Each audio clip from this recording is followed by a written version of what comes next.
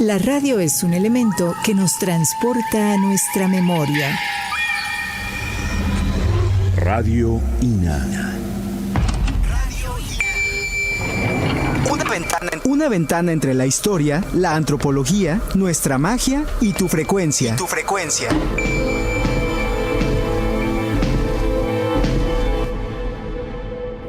¿Qué tal, amigos? Muy buenos días. Conaculta y el Instituto Nacional de Antropología e Historia presenta Conversaciones con Radio INA. Radio INA es el órgano de difusión de la Dirección de Medios de Comunicación del Instituto Nacional de Antropología e Historia. Transmitimos vía Internet en vivo desde la Colonia Roma de la Ciudad de México para todo el planeta, desde la calle de Córdoba número 45, donde están nuestras instalaciones y la sede del Instituto Nacional de Antropología e Historia. Hoy vamos a hablar con la doctora Dora Pellicer. Muy buenos días, doctora. Gracias por estar aquí. Muy buenos días. ¿Qué tal, doctora? Bienvenida. Y el pretexto de la conversación es que hoy, precisamente 21 de febrero, es el Día Internacional de la Lengua Materna. La doctora Dora Pellicer es licenciada en Letras Modernas, diplomada en Lingüística Aplicada y maestra en Letras Modernas por la Sorbonne Nouvelle de Paris. ¿Lo dije bien?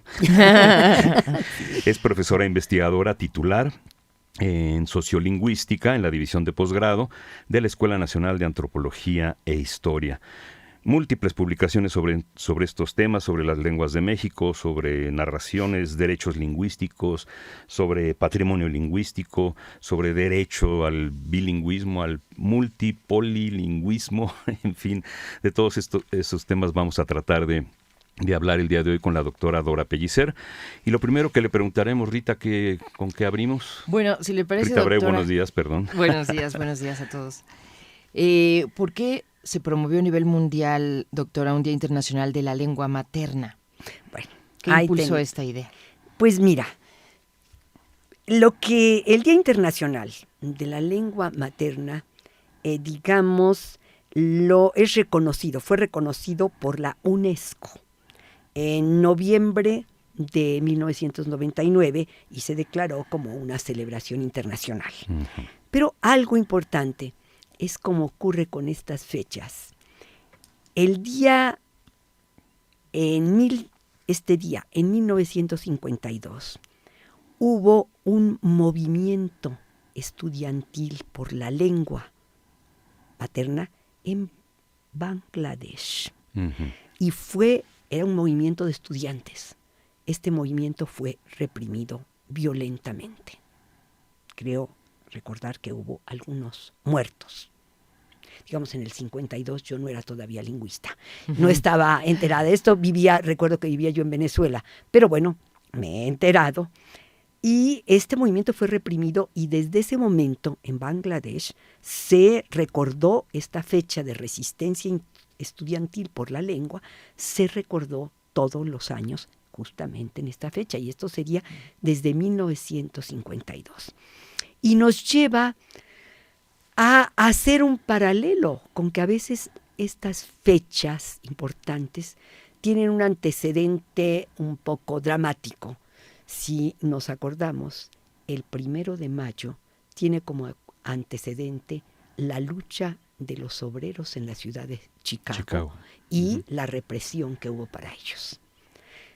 Recuerdo que hasta una película en que aparecían dos de los principales actores de esta lucha, que fueron Sacco y Vanzetti, nos llevó. Lamentablemente no hemos tenido, pero se me ocurre que sería interesante promover alguna película que tuviera que ver con esta lucha estudiantil por la lengua y el hecho de que desde el 1952 se festeje esto como Día de la Lengua Materna.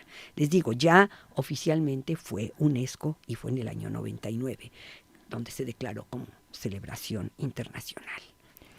Doctora Dora Pellicer, ¿a qué podríamos llamar lengua materna? ¿En qué radica el valor de la lengua materna?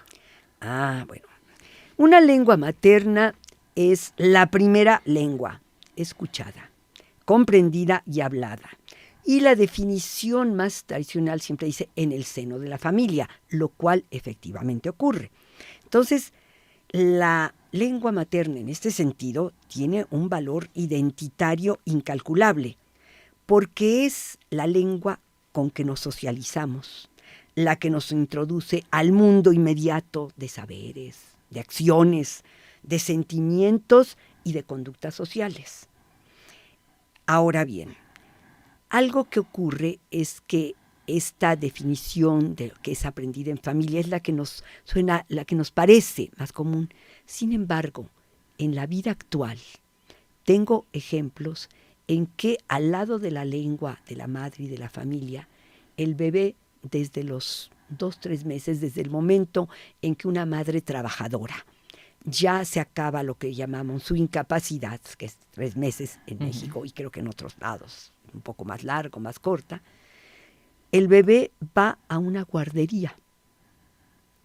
Y es en esa guardería donde también hay un proceso de socialización. Entonces no podemos decir que sea una definición a tomarla al pie de la letra, porque efectivamente en la actualidad la mujer trabaja y muchas madres de familia tienen que compartir a su bebé con la guardería y con ellos. Entonces el bebé recibe otra serie de, digamos, de impulsos, de conocimientos de lengua. Escucha, tanto escucha la de la familia como escucha la de un lugar mucho más socializable, mucho más socializado, como es el de la guardería. Escucha llantos de otros niños, digamos. Entonces, quienes están haciendo psicolingüística y trabajos de adquisición de lenguaje, seguramente están en este momento abriendo ese camino de sus observaciones, porque el psicolingüista trabaja con el dato empírico, con la grabación de lo que pasa con el niño, que va ocurriendo con el niño, con el dato empírico, y seguramente ya se está abriendo el campo de estudio de la adquisición de la lengua materna, como la llamamos, a otros espacios que no son solo el de la familia. Aunque tengo colegas que están trabajando sobre la adquisición de lenguas indígenas como el tzotzil y que han estado trabajando longitudinalmente con el niño desde que le avisan a mi colega que hay un niño tzotzil en cierta comunidad. Ella va y empieza a ver a grabar cómo se va dando el proceso, vuelve a los 6 meses, vuelve a los 8 meses, vuelve al año, en fin, para que también podamos aprender otras formas de socialización con la lengua, que no son necesariamente las nuestras. Algo interesante, yo tengo una experiencia con el grupo Mazahua, es que la madre Mazahua no tiene lo que llamamos el habla de bebé para dirigirse al bebé. Ay, el pequeño, al esto. No, ellos le hablan poco, consideran que no es necesario. Mientras el bebé no puede contestar, sienten como que es una pérdida de tiempo. Entonces, lo que pasa es que el bebé anda en la espalda de la madre o en los brazos de la madre o en el regazo de la madre, y el bebé está recibiendo todo el conocimiento de lengua que viene de la madre platicando con el marido, con su propia madre, con la familia. El bebé está ahí recibiéndolo, pero no hay diálogo particular hacia el bebé. Y esto ocurre en muchas otras formas culturales. De ahí que había por ahí una pregunta sobre las normas culturales que ustedes me habían dicho, sí. ¿qué les interesaba? Bueno, es cultural, pero es cultural sobre todo en este proceso de adquisición. Puede ser diferente. Desde luego es la primera lengua que recibe, con la que se empieza a expresar, etcétera, pero los espacios de socialización en que la va desarrollando pueden ser diferentes y tener formas diferentes de interacción. Eso por una parte. Por otra parte, puede, y tenemos, los niños que nacen en familias mixtas. Las sociedades en donde se acostumbra, en donde es una costumbre el matrimonio mixto, y en donde es posible que del matrimonio mixto de padre y madre también hay un matrimonio mixto de abuelos paternos y maternos. Con lo cual, el niño recibe primero solo auditivamente, después ya empieza a reproducir sonidos, palabras, frases de lenguas diferentes. Y en ese sentido, decir una lengua materna, yo puedo señalar que hay niños que desarrollan desde su tierna infancia, desde que son bebés, el contacto y la posibilidad de usarlas, de hablarlas, con varias lenguas maternas. Es decir, hay niños que no es, porque siempre pensamos en una lengua materna, tenemos el día de la lengua, hablamos de la lengua materna en singular. Bueno, momento, no en todas las culturas, no en todos los casos. Puede ser, hay familias mixtas, por ejemplo, de tzotzil celtal que conozco, en donde la madre tzotzil tiende a aprender el celtal, pero mientras tanto le está hablando al niño en lengua tzotzil, y el padre y los familiares del padre, si la madre se fue a vivir a la comunidad celtal, esto lo he visto en 2 lagunas en Chiapas, cerca de San Cristóbal, entonces el niño está recibiendo, digamos, 2 lenguas que va desarrollando. Digamos, esto es yo no soy psicolingüista, pero creo que es un campo de trabajo interesante para la psicolingüística. Sí. Ver, digamos, esta cuestión. Y esto nos lleva a ampliar a que la definición de lengua materna puede variar. Podemos tener una, pero con variantes. Puede ser materna, paterna, social, escolar, en fin. Ya cuando el niño llega a la escuela ya tiene algo. Pero en este caso es de las lenguas que se hablan en ese entorno familiar o lo que se habla en las guarderías. En España ha habido problemas, les digo, por las comunidades autónomas, porque los padres a veces no quieren. Entonces dicen, bueno, pero es que nosotros en casa lo que estamos hablando es castellano y la guardería que me queda más cerca, lo que hablan es gallego, por ejemplo, porque está en Galicia. Entonces, el niño no está recibiendo.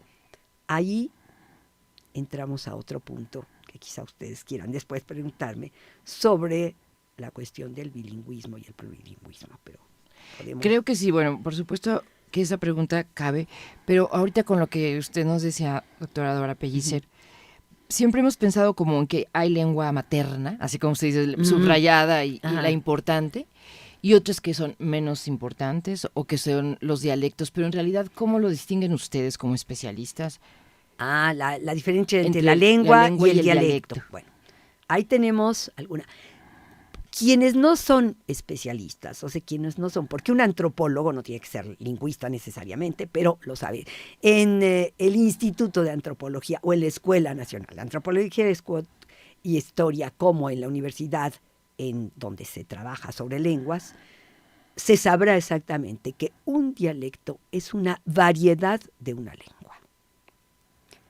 Y de hecho, desde la perspectiva de la sociolingüística sobre todo y de la política del lenguaje, una lengua la definimos como el conjunto de sus dialectos. Porque si no lo pensamos de esa manera, entonces diríamos, bueno, ¿cuál es el español y cuáles son los dialectos del español? En México, en el norte, hablan diferente, tienen inclusive producciones fonéticas, las muchachas en vez de las muchachas, que son diferentes, acentuaciones. En el sureste, en Mérida, es donde por influencia de la lengua maya hay toda una entonación, una prosodia. Mare, ya se hizo tarde. Bueno, entonces que la reconocemos enseguida. Hacia la costa, Tabasco. En Tabasco tenemos la elisión de la S final. Mucho. Somos muchos, somos pocos. Se comen las ejes. Sí, o la aspiran, como decimos. Sí, aspiran. Como, bueno, eso se decía de uno de nuestros líderes políticos que se reían un poco porque justamente o él idía o aspiraba la producción de lo que llamamos la sibilante, la S. Entonces, bueno, tenemos, pero hablamos español. Ahora vamos a decir en México, nos vamos a hacer la pregunta, bueno, pero ¿cuál es el español y cuáles son sus dialectos? Porque podemos decir, tenemos dialecto que se caracteriza por zonas geográficas. Entonces, los dialectos, pues según las zonas, en las costas generalmente hay esta característica que la hay también en Tabasco, Veracruz, pero también en las costas del Pacífico. En el norte tiene sus características. Entonces, nos podemos preguntar, en el centro hay, al contrario, una producción muy común de la sibilación. Es mucho más sibilada en Zacatecas, etc. Bueno, entonces nos vamos a preguntar, ¿cuál es el español? El español de México es el conjunto de sus variantes. Son todas. Ahora vamos a hablar del español en el mundo. ¿Cuál es el español?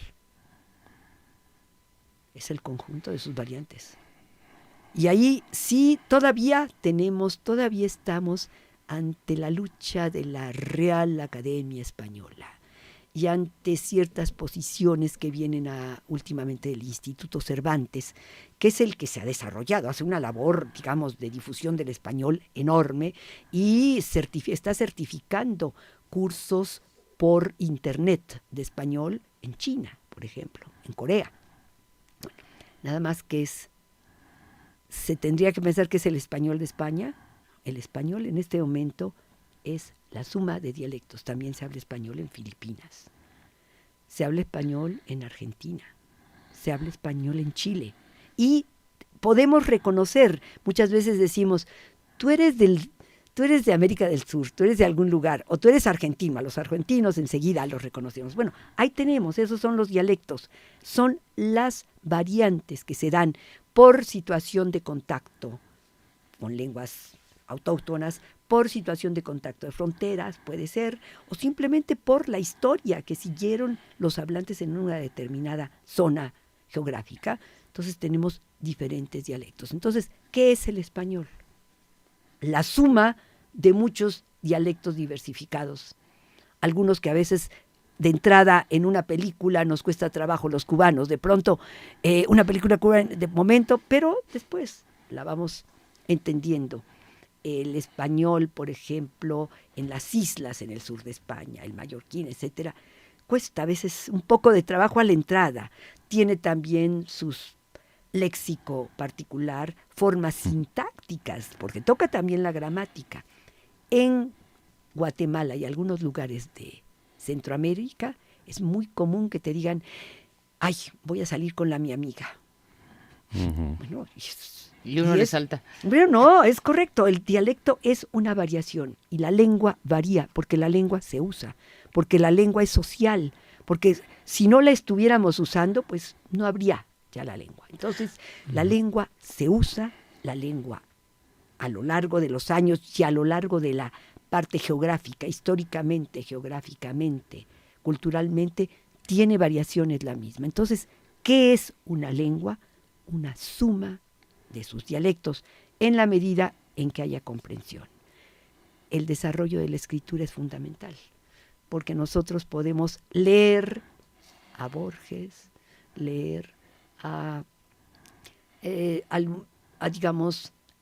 un escritor de Venezuela, a Rómulo Gallegos.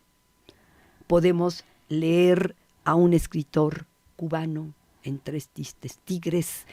Podemos leer, digamos, a lo que queramos en español y lo entendemos, independientemente de la variedad dialectal. Entonces, un dialecto es una variación de la lengua. Problema con el término.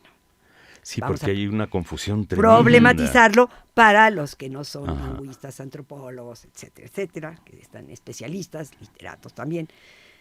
Problema, el término dialecto se ha utilizado de manera digamos, despectiva, Uh-huh. de manera estigmatizante, para tratar de referirse a un dialecto de una lengua con tradición escrita, no importa, pero que parece que, según los puristas, no está bien hablado, entonces es dialecto. Está. Y algo todavía peor, para calificar con ese nombre nuestras lenguas indígenas. Uh-huh. Digamos, una lengua, o lenguas africanas, o lenguas neozelandesas, o lenguas australianas, que las van a calificar con Pero esos son dialectos. Bueno, ¿y por qué dices que es dialecto? Pues porque no se escribe, primera razón de que es dialecto. Segundo, porque no lo hablan. Bueno, pero entonces, ¿cuál es la lengua como se debe hablar? Porque lo hablan diferente, entonces es dialecto. Entonces, hay eso, pero lo más terrible es cuando se dice, cuando no se escriben, porque allí entra todo lo que son los grupos de lenguas originarias de los continentes que no han desarrollado escritura, pero que tienen literatura oral, que tienen rituales, que tienen mitos, que tienen ceremonias religiosas, que tienen chamanismo, que tienen también su forma coloquial, que tienen su forma de mercado, de comprar y vender en el mercado, lenguas con una enorme riqueza y que se definen como dialectos. Ahí lo que hay es una ignorancia y es muy común. Muy común. Uno de mis médicos más sapiens es el que me mantiene a esta edad como me ven. Entonces es un buen médico, es mi médico general. Bueno, pero él me decía, cuando le decía que estaba yo trabajando sobre español mazahua, pero el mazahua es un dialecto, ¿no? Eso ni se escribe, casi ni se habla. Le dije, mira, la lengua mazahua tiene más pronombres, es más fina en el uso de los pronombres que el español y que el inglés, desde luego, que se habla en todo el mundo. Tiene, para la parte de la pluralización del nosotros, tiene el singular, que es tú, pero tiene también el nosotros. El nosotros puede no solamente ser plural, puede ser dual. Ellos marcan la dualidad como se marca en el griego antiguo. Como se marcaba en el griego tenía un pronombre para el singular y otro para dos personas. A partir de dos personas era el plural, pero no era pluralizar así. Bueno, eso lo tiene el mazahua. El mazahua también tiene el pronombre nosotros, si es inclusivo o si es exclusivo. Podemos ser todos nosotros, pero como todos los que estamos en esta cabina estamos platicando, sería nosotros inclusivo y exclusivo de quienes no están en este momento en la cabina. Todos esos detalles de inclusividad, exclusividad, que han sido parte también de lenguas antiguas, que lo tienen también en el sánscrito, esas características las tiene la lengua mazahua. Y viene mi doctor a decir, oye, pero ese es dialecto. Bueno, le di una pequeña leccioncita. Si nos podemos imaginar. Una pequeña clasecita para que le quedara claro. No creo que se les olvida, pero en fin, hay que decirle, no, dialecto simplemente es la variante. Y el mazahua también tiene sus dialectos. También hay zonas en que se habla de una manera, sobre Michoacán hablan cierta manera y otras manera un poco diferente que la hablan en Cachí, que es en el Estado de México, por ejemplo. Entonces, tenemos ahí también y lo estamos viendo con las variantes dialectales que después hablaremos de nuestras lenguas indígenas. Pero les digo, son lenguas, o sea, no lenguas, es dialecto, son no son dialectos, son lenguas. Una lengua es el conjunto de los dialectos que se entienden entre sí. Le digo, en lenguas con tradición escrita, la escritura hace que todos los que hablan español se entiendan, todos los que hablan inglés. Dígame a un tejano tratando de entenderse con un australiano hablando inglés, aquello es terrible porque no se entienden bien hasta después de un rato, pero la escritura permite que todos hablen del inglés, a pesar de que el acento británico es muy diferente del acento tejano. El acento de Boston no es igual que el de la costa oeste. Entonces, pero es inglés. El inglés es la suma de sus dialectos. Y ahora que los chinos empiecen también a ser bilingües y a hablar inglés, pues será otra suma de dialectos. Hoy que es Día Internacional de la Lengua Materna, nos preocupa mucho la desaparición de lenguas. ¿Por qué desaparecen las lenguas? ¿Qué pasa cuando desaparece una lengua, doctora Dora Pellicer? Bueno, la desaparición de una lengua conlleva una pérdida de valiosa información cultural, lingüística y científica, si queremos, porque también los grupos no escriturales tienen formas de cuidar la planta, de hacer crecer algo, de cuidar el agua del río, de cuidar la naturaleza, que ahorita la ciencia está buscando también, viendo qué pasa cómo es que ellos no se les agotó el agua de acá o de allá. O sea, hay una información y esa información está en la lengua. Digamos, es valiosa, es, como les digo, es cultural, es lingüística y es científica. Entonces, la pérdida de una lengua puede causar para mí un daño que es comparable a la extinción de una especie. Se extingue una especie, se extingue todo el conocimiento lingüístico. Por ejemplo, digamos que se pierde el mazahua y que nadie ya lo habla y que nadie pudo rescatar, afortunadamente ya se han hecho trabajos lingüísticos, pero que nadie hubiera rescatado esta variedad que yo les dije, esta riqueza pronominal que tiene, le digo, que inclusive lo tienen otras lenguas, no porque sean sus ancestros, simplemente son lenguas reconocidas como de gran cultura que en sus primeras formas tenían esta diversificación de la pronominalización. Bueno, imagínense que se pierde y nadie escribió, nadie recopiló estas formas, y no diga los pronombres, otras formas que tienen de clasificar los alimentos, de clasificar las formas de las cuestiones de la tierra, lo que es más duro, lo que no crece y lo que sí crece, en fin, se pierde todo eso. Entonces se pierde una riqueza lingüística que ya no vamos a conocer y que nos podría ofrecer información no solo sobre la forma de la lengua, digamos sobre la gramática, sino sobre maneras de pensar. Digamos, en varias lenguas de Chiapas, la forma de entender la posición este, oeste, norte, y de referirse, si alguien te pregunta por un camino en la lengua, que alguien contesta de acuerdo con su lengua, no necesariamente va a decir ve derecho, a lo mejor va a decir ve rumbo a tal, porque tienen algún lugar que es un punto básico dentro de su cultura. Entonces, son formas de pensar, son formas de clasificar, de conocer el mundo, están en la lengua. Entonces, imaginémonos lo que es la pérdida de una lengua. Se pierde un valor, una información, pero muy amplia, sin que ya se tenga que usar, sin que se conozca. Entonces, hay un conocimiento científico que se pierde. Es muy serio la pérdida de una lengua. Podemos preguntarnos por qué se pierde. Y creo que a ustedes eso les estaba interesando. ¿Y por qué ocurre que se va extinguiendo? Bueno, la lengua es su uso y su comunicación. Es todo esto que acabo de decir que se pierde, pero aparte eso es porque se está usando. Eso es la lengua. Cuando yo les digo, mazahua tiene muchos pronombres. Algunas lenguas de Chiapas tienen muchos clasificadores para los alimentos y para las cosas de la naturaleza.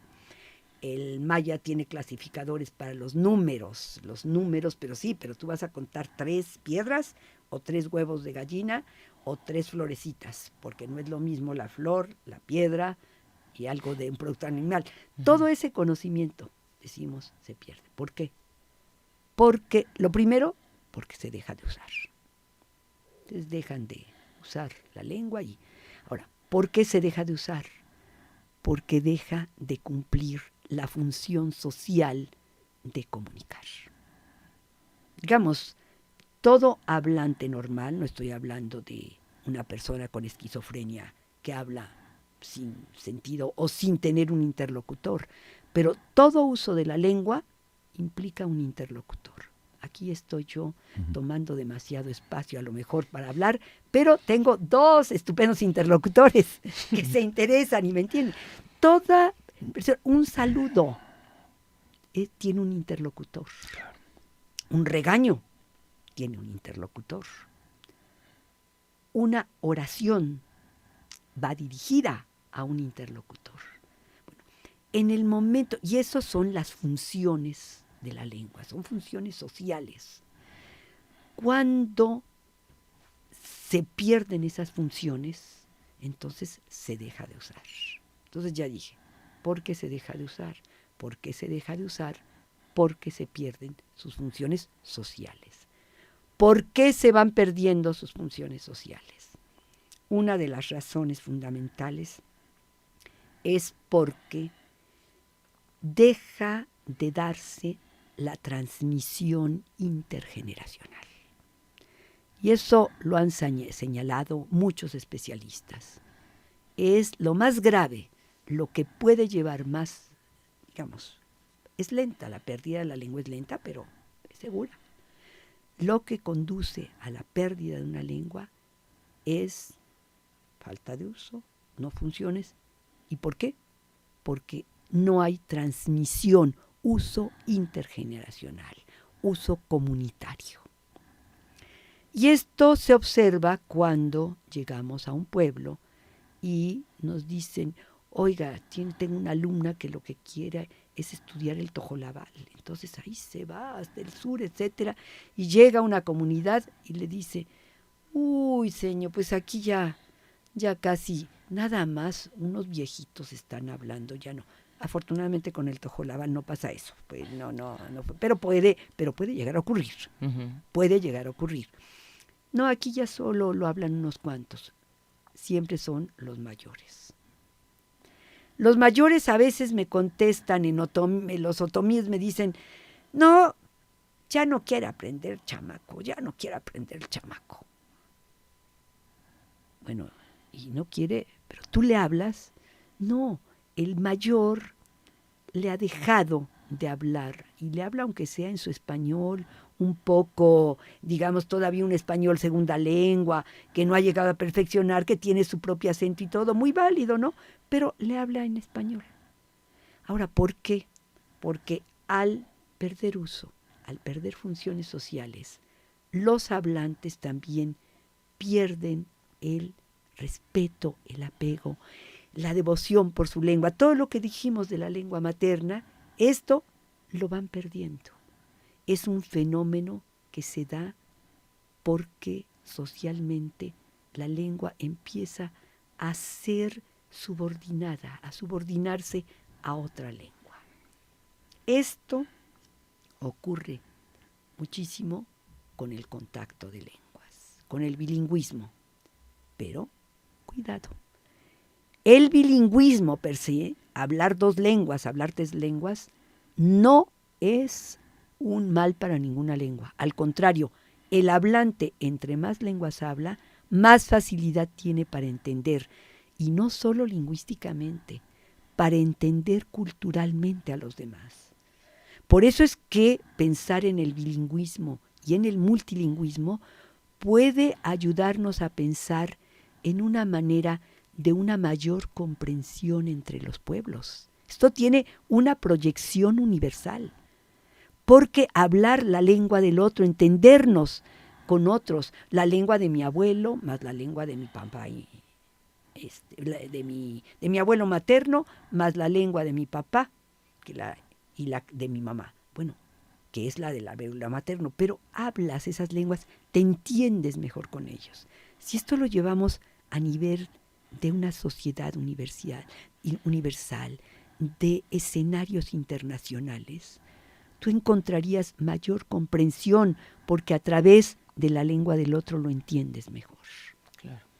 Entonces tenemos que el hablante cuya lengua es estigmatizada, es poco usada, le va perdiendo, digamos, le va dejando de sentirla como algo útil, como algo bonito, como algo identitario, y sacrifica toda esa riqueza que puede tener su lengua para utilizar la lengua que ve que está siendo la lengua que domina. Ahora, ¿cuál es la lengua que domina? La lengua del Estado, la lengua de la enseñanza, la lengua de las leyes, con la que me tengo que utilizar para ir a reclamar un pedazo de tierra que me quitó un vecino o que me quitó el munícipe. Esas cosas, la posesión de la tierra en el campo. Bueno, ¿con qué lengua voy a ir a reclamar? Con la lengua de Estado. Ya está cambiando. Ahorita cuando hablemos después de las instituciones, de los derechos lingüísticos, hay un cambio paulatino. Pero lo que todavía la gente, sobre todo en las zonas rurales, siente, y en las zonas urbanas, los migrantes. ¿Con qué lengua van a ir a pedir que les conecten la luz en el DF o en Valle de Chalco a un migrante mije? ¿En qué lengua va a ir a pedir a la oficina que le conecten la luz? Pues tiene que usar el español. Entonces la propia lengua empieza él a sentir que pues no tiene más funciones que las de la familia. Y se necesitaría ahí sí contar con políticas lingüísticas que estén bombardeando sobre la importancia de mantener la lengua de la familia, de la comunidad y de aprender el español, de aprenderlo bien. Y si hay aquellos que quieren cruzar la frontera, pues pueden aprender el inglés. Les digo, el bilingüismo no es dañino per se, el bilingüismo. Lo que es dañino es la situación social de desigualdad en que se da el uso de las lenguas. El uso de las lenguas, cuando hay un contacto, rara vez es un uso equilibrado, paralelo, en que cada lengua cumple sus funciones en esta ceremonia, en mi casa, en esto, y la otra cumple las suyas. Esas situaciones han recibido un nombre muy técnico, pero en fin, se llama diglosia. Y se han estudiado varias situaciones de diglosia, por ejemplo, con el árabe culto y el árabe cotidiano, informal, familiar, y cómo durante muchos, por siglos, se puede mantener porque cada variedad dialectal, en este caso, la variedad del culto y la variedad que se va a usar para los programas de radio, para la literatura, desde luego es el árabe del Corán. Pero no lo va a usar una señora para regañar a su hijo, no lo va a enseñar para enseñarle algo que debe hacer, no lo va a enseñar a utilizar una hija de 15 años para dejar un recado a la mamá rápidamente, va a utilizar el árabe familiar cotidiano. Pero al aprender, y ahí la religión tiene una, porque la escuela es la escuela coránica, pues, al estar a la escuela, al ir aprendiendo cosas, al ir a una universidad, sabe que va a utilizar esta otra variedad. Y como cada una tiene sus espacios, aunque haya diferencia dialectal y todo, pero se ha mantenido. No se ha dado el caso de que digas la variedad coránica ya no, porque tienen funciones. Ahora, en nuestros casos lo que ha pasado pues ha sido diferente. Más tarde hablaremos, si quieren, un poco sobre recorrido histórico de las lenguas indígenas y cómo se ha ido dando y por qué han llegado a situación de lenguas que se ven subordinada a los usos y funciones del español, mientras sus usos y funciones se hacen menores y entonces ya no la transmiten generacionalmente. Y ese es el primer paso para que la lengua se vaya perdiendo, porque ya queda solo en boca de los mayores. Pues fíjese, doctora, que se avanza muy rápido aquí en el tiempo. Ya tenemos 25 minutos que nos quedan de programa y muchos temas que conversar con usted, doctora Pellicer. Hagan preguntas ustedes y trato yo de... En el Día Internacional de la Lengua Materna, por eso estamos aquí platicando con la doctora Dora Pellicer. Bueno, se me ocurre, y a propósito de que ya esbozó algo sobre el multilingüismo, decir que quizás es muy obvio, pero preguntar y la importancia que tiene si México es un país precisamente con un multilingüismo, con un plurilingüismo, si es que son sinónimos. Somos una sociedad plurilingüe, multilingüe, puesto que se hablan unas 68 lenguas indígenas aparte del español. Y estas lenguas tienen variantes que el catálogo del INALI sumó en su primera publicación en 364 variantes diferentes. Entonces, imagínense la diversidad lingüística que tenemos. Ahora, veamos, son pocos los países en el mundo que pueden considerarse no multilingües.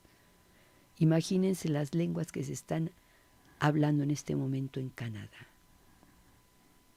Se hablan el coreano, las diferentes variedades del chino.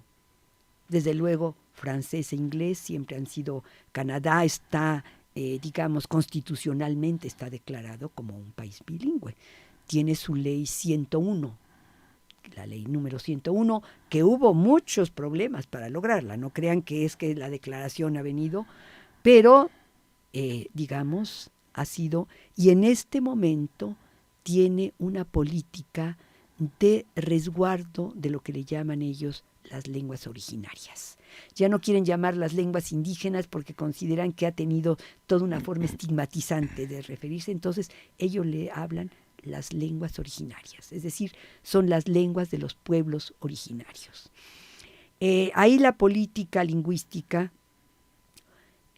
tanto en Canadá como en Estados Unidos, que fue sobre todo política de ingleses, de holandeses, hubo mucha destrucción de gentes, digamos, y los que quedaron los pusieron en reservaciones.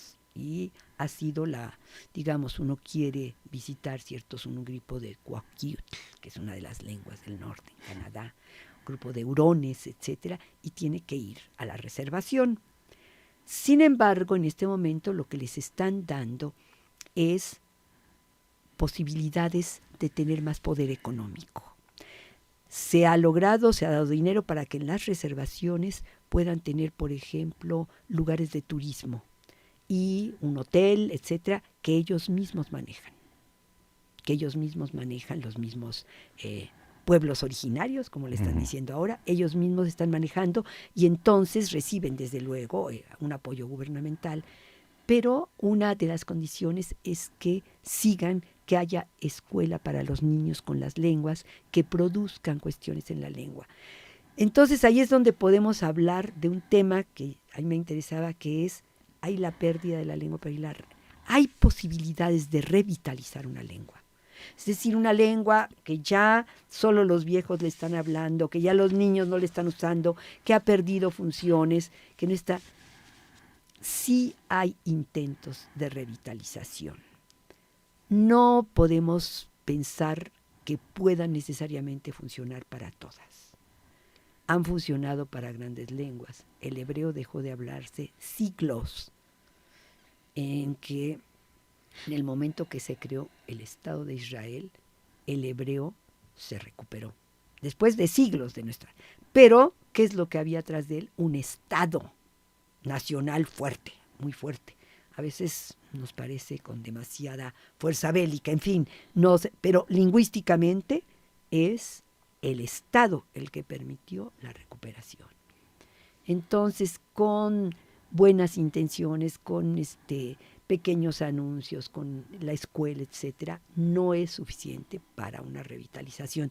Se necesita que el conjunto de los hablantes de la lengua sientan que su lengua puede funcionar para ciertas cuestiones y sobre todo que acepten también el bilingüismo. Pero que no acepten el bilingüismo para destronar su lengua, sino que se den cuenta de que les trae, digamos, beneficios, algunos muy personales, muy identitarios y otros muy funcionales, hablar español para esto, para el otro, inglés para otra cosa, pero mi lengua para ciertos espacios. Doctora Dora Pellicer, me entró una inquietud. Aquí tenemos lenguas originarias, por llamarlas como dicen en Canadá, que todas son de origen prehispánico, han evolucionado, y sin embargo lo que nos uniforma lingüísticamente es una lengua impuesta, históricamente lo sabemos, que es una lengua europea, como es el español. ¿Esto trae algún problema de, no sé, desculturización, no sé cómo se diga, de que una lengua totalmente ajena a nuestro origen sea la que nos uniforma como mexicanos en este caso? Bueno, lo que ha traído es el hecho de que ha tomado los espacios públicos. Es una lengua. El español no se ha oficializado constitucionalmente, así como el inglés tampoco. Pero son lenguas oficiales de facto. De hecho, ¿por qué? Lengua de las leyes, lengua de los aspectos científicos, lengua de la escuela, lengua de los servicios públicos, lengua de la salud. Entonces, si cubre todos esos espacios, la lengua, digamos, se institucionaliza. La literatura que se reconoce es la literatura española. Les digo que hay quienes dicen, pero ¿cómo va a haber literatura indígena? La literatura en el mundo, en el medievo, en la antigua Grecia, era oral. Homero no escribió la Ilíada ni la Odisea, ni el Gilgamesh se escribió, que era de los babilónicos, se escribió, sino después, sino que se decían oralmente. Entonces, sí ha habido literatura oral de tantos pueblos, digamos, en el mundo, como nosotros tenemos. Nuestros pueblos indígenas tienen su literatura oral, tienen sus rituales, les digo, tienen muchas cosas. Entonces, el hecho de que no se escriba no quiere decir que no tengan una gran cultura. Ahora, ¿qué pasa con el español? El español, como otras lenguas en el mundo, entran en hacer conquista y a colonizar. Curiosamente, debo decirles que la colonización de América, de toda América, se justificó, la española se justificó por la evangelización. Para llegar a las tierras americanas, empezando por el Caribe, hubo una bula del Papa Paulo VI en que autorizaba a los reyes católicos, autorizaba él, si la iglesia no la autorizaba, ellos no podían tomar posesión. Y la bula señalaba a vuestras majestades para que envíen hombres doctos, sabios, de buen comportamiento y religiosos sobre todo, que puedan extender la religión católica y, en ese momento hablan, la religión cristiana y nuestra lengua y buenas costumbres, porque se suponía que los pueblos primitivos eran nuestra lengua y buenas costumbres en aquellas tierras que fuesen conquistando. Digamos, hay una bula que envía y que habla de la conquista. ¿A quién le toca la parte militar? Pues es Hernán Cortés, un gran capitán general aquí, ya en tierra de América, digamos entrando por la media luna del Golfo de México, él es el que le toca. ¿A quién le toca cumplir con la bula papal? Que cuidado y no se cumple. De la cristianización y civilización, consideraban ellos, de los pueblos indígenas, a los misioneros. Sobre todo, en un principio, los misioneros de las órdenes mendicantes. Llegaron los franciscanos, los agustinos, los dominicos y al final los jesuitas, que llegaron hacia finales del siglo XVI y su misión era ocuparse ya para finales del siglo XVI. Ya había población hispana nacido, los novohispanos, los nacidos aquí. Y había que mantenerlos pegados a la iglesia y a las devociones de la iglesia, y la iglesia necesitaba dinero de sus devotos, entonces había que seguir. Y de hecho los jesuitas llegaron para mantener la cristianización de los novohispanos, pero fueron atraídos muchos de ellos por el norte que no habían tocado, porque era todavía el norte nómada. Los grupos indígenas del norte eran grupos todavía de cultura nomádica. Entonces ellos, sobre todo, fueron hacia el norte finalmente, aunque quedaron aquí las instituciones para los novohispanos. Ahora, ¿cuál es la estrategia finalmente que toman las órdenes mendicantes? Aprender las lenguas. ¿Por qué? Por lo que les acabo de decir, la lengua es un cúmulo de conocimientos, es una forma de pensar. Entonces, para poderte transformar a otra religión, otra conducta, otro comportamiento social, etcétera, yo necesito primero saber cómo eres para la transformación, que era lo que les interesaba.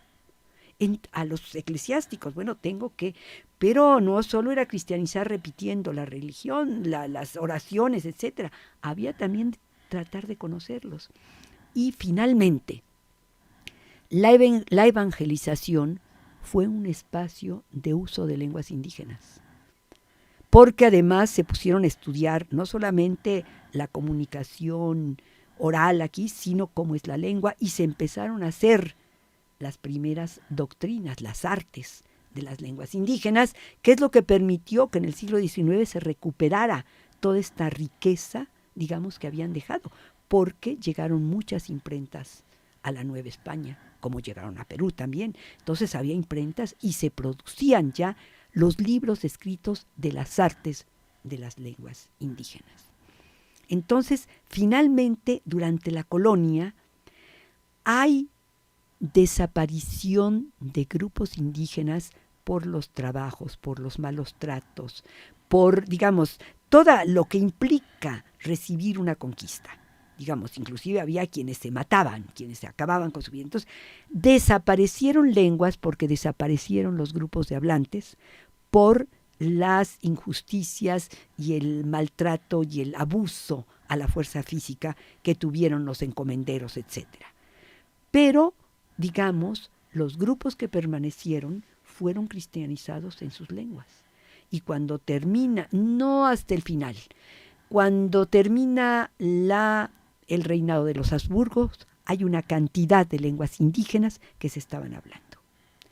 Empezaron a mediados del siglo XVIII, con la llegada de los Borbones, que eran nacionalistas, y se aterraron de que aquí en sus posesiones de América no se hablaba suficientemente castellano. Se siguen hablando esas lenguas bárbaras y los regañaron a los religiosos, ustedes no les han enseñado. Entonces, finalmente, la colonia no exterminó totalmente, pero sí menguó la importancia, las funciones, impuso otra lengua, como ya lo llamo, lengua de Estado. Y quienes reciben esa lengua empiezan, aunque no hayan perdido la suya, empezaron ya a tener un bilingüismo desigual, desequilibrado. El siglo XIX, con el nacionalismo, la conformación de la nueva nación, fue terrible para los hablantes de lenguas indígenas. Ahí fueron los estudiosos, los Orozco y Berra, los Pimentel, los que lograron rescatar e hicieron obras sobre lenguas indígenas estupendas. Pero los hablantes, lo que interesaba era que hubiera la lengua nacional, del Estado Nacional. Y el siglo XIX tuvo, digamos, mucha influencia en la desaparición y sobre todo en la estigmatización de la lengua. Digamos, vamos a llegar al final de nuestra plática y vamos a encontrar que en la actualidad se hablan, como les he dicho, 68 lenguas, siendo que cuando llegaron los españoles eran ciento y tantas lenguas diferentes, y que, digamos, las lenguas que en aquella época en la colonia fueron las lenguas generales, las que le dieron más importancia a los españoles, todavía se mantienen como lenguas muy importantes: náhuatl, zapoteco, maya, mazateco, chinanteco. Digamos, son lenguas, ahora son lenguas que tienen muchas variantes, porque al no haber una escritura que aglutine, las lenguas van cambiando. Yo, como un ejemplo, les digo que el mixteco tiene 81 diferentes dialectos. Algunos de ellos son inteligibles entre sí, entonces podríamos pensar, pero algunos no lo son todavía. Y esto está pasando también con el náhuatl y el zapoteco. Por otra parte, tenemos todavía unas 18 o 20 lenguas que tienen más de 100,000 hablantes. Pero la parte numérica no es la que nos explica todo.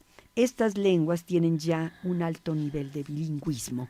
Y como ya hemos explicado, el bilingüismo, cuando no hay un equilibrio social y cultural, funciona en contra de la lengua menor, de una de ellas. Y en este caso, el español va contra esto. Entonces, nos encontramos con que, por ejemplo, el mazahua tiene 133,000 y un poquito más hablantes todavía en el último Censo Nacional de Población, pero tiene 94,5% de bilingües ya. Diferentes niveles de bilingüismo. Esos bilingües lo que hacen es transmitir a los hijos el español, ya no la lengua mazahua. Lo mismo pasa muy similar con el otomí. En cambio, el celtal, que tiene 284,800 hablantes, tiene solo un 57% de bilingües.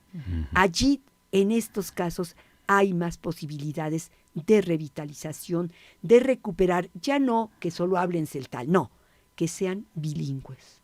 Y trilingües, sí, tienen muchos comerciantes tzotziles trabajando con ellos, y Tojolabal. Podría haber grupos plurilingües, tanto con el español y el inglés como con las lenguas indígenas, si se pudiera lograr una política lingüística hacia el plurilingüismo en nuestro país, buscando sus espacios para las lenguas indígenas. De las lenguas en peligro, ya con menos de 100 hablantes, y que estos pocos hablantes son mayores de 40 y 50 años, tenemos el cochimí, el aguacateco, el quiligua, el lacandón. El cochimí tiene nada más 82 hablantes y el 57% son mayores de 50 años ya. Entonces, son lenguas en donde solo ellos tendría que haber todo un proceso de revitalización para que empezaran a transmitir sus lenguas a los hijos, a los niños, y pudiera haber una revitalización para que no mueran esas lenguas, para que no se extingan totalmente. Pero les digo, aún las de más de 100,000 hablantes, lo que necesitamos es equilibrar el uso de la lengua en un uso bilingüe junto con el español. Y ahí ya la escuela no es suficiente, que es lo que siempre ha tenido la política lingüística. El INALI está ya cubriendo otros campos como la salud, la justicia. Están preparando ya intérpretes para procesos judiciales cuando el hablante no habla bien, no maneja bien el español, no es fluido en español. Entonces se está preparando intérpretes para centros de salud rurales en donde llegan señoras que hablan poco el español y que necesitan. Entonces, y el papel que tenemos que exigir de los medios masivos. Ahorita que estamos hablando de que el gobierno a lo mejor va a abrir nuevas televisoras de gobierno, es necesario que la Comisión de Asuntos Indígenas en el Senado, que el Instituto de Lenguas Indígenas, que el Consejo para los Pueblos Indígenas empiecen a presionar para que estos nuevos medios permitan que se integren las lenguas indígenas. Ya no puede ser nada más la educación bilingüe en la escuela y en los 4 paredes de la escuela. Se necesita ir abriendo el campo de las lenguas. Eso es muy importante y creo que en el Día de la Lengua Materna, pues es un buen momento para reflexionar y hablar sobre estas posibilidades para mantener nuestras lenguas indígenas. 2 minutos quedan. Nos quedan 2 minutos, no sabemos ya si nos da tiempo de abordar otro tema. Está hablando usted sobre la promoción de mejores políticas lingüísticas. Digamos, creo que ya se han promocionado mucho, sobre todo a partir del año 2000 y después de que se logra que se institucionalice la Ley General de Derechos Lingüísticos de los Pueblos Indígenas, y el artículo 14 de esa ley es el que da lugar para la creación del Instituto Nacional de Lenguas Indígenas.